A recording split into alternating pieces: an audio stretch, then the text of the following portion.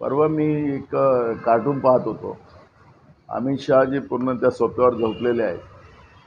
मग काठावर त्याच्यामध्ये एकनाथ शिंदे दिसतात आहेत आणि अजित पवार एकदम ते काठाच्याही बाहेर चालले गेलेले आहेत. अशा पद्धतीचं ते कार्टून आहे. आपणही पाहिलं असेल. त्यामुळे आता एकनाथ शिंदेची सेना आणि अजित पवारांची राष्ट्रवादी यांची या निवडणुकामध्ये काय हालत होतील आणि त्यांचे कार्यकर्ते कसे सांभाळायचे, कारण की इकडे भाजपची अवस्था वाईट झालेली होती की मंत्रिमंडळात भाजपचे लोक पासिंग बांधून होते आणि परवाच्या राज्यसभेमध्येही आपण पाहिलं भाजपचे लोक पासिंग बांधून होते. पण आयात केलेल्यांना संधी देऊन टाकली. आलेल्या लोकांना मंत्रिमंडळात समावेश करून टाकलं. जे भ्रष्टाचारी लोक आहेत त्याचं आयडेंटिफाई नरेंद्र मोदींनी त्यांना केलेलं होतं की 70,000 कोटीचा भ्रष्टाचार केला. एकनाथ शिंदे आणि त्यांची सगळी टीम त्याच्या पद्धतीने त्यांच्यावर सगळ्यावर ईडीचं कारवाई चालू होती.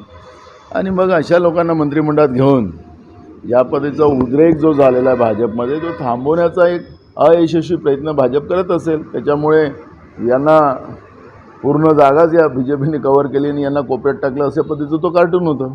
बघा, कर्ज घेऊन ह्या सगळ्या दिवाळी साजरी करण्याचा, सण साजरा करण्याचा प्रयत्न BJP करते आहे हे तर स्पष्ट आहे.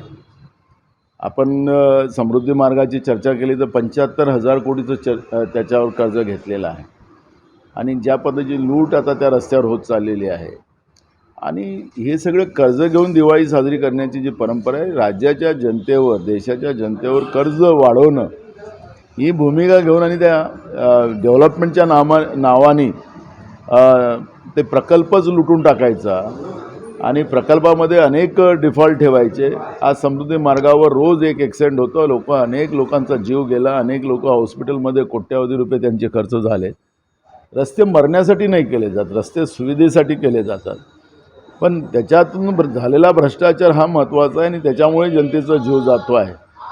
आणि आज जी काही परिस्थिती, आपण नागपूर शहरातलं चित्र पाहिलं, आपण नागपूरमध्ये आहोत, त्यावेळेस सगळे सनामधन्य नेते भाजपचे हे जे सिमेंट रस्तं हेही सगळे कर्ज रूपाचे आहेत. हे काही याचे नाही आहेत. वेगळ्या वेगळ्या देशातून कर्ज आणून यांनी नागपूर शहराला आम्हीच विकास करू शकतो असं सांगतात. आज यांनी सांगितलं की 80 वर्ष हे रस्ते टिकतील. आता तुम्ही नागपूर बघा, सगळे ढिगळं लावलेलं आहे, सगळे रस्ता जाम करून ठेवलेला आहे. माझ्याच घरासमोरचं चित्र आपण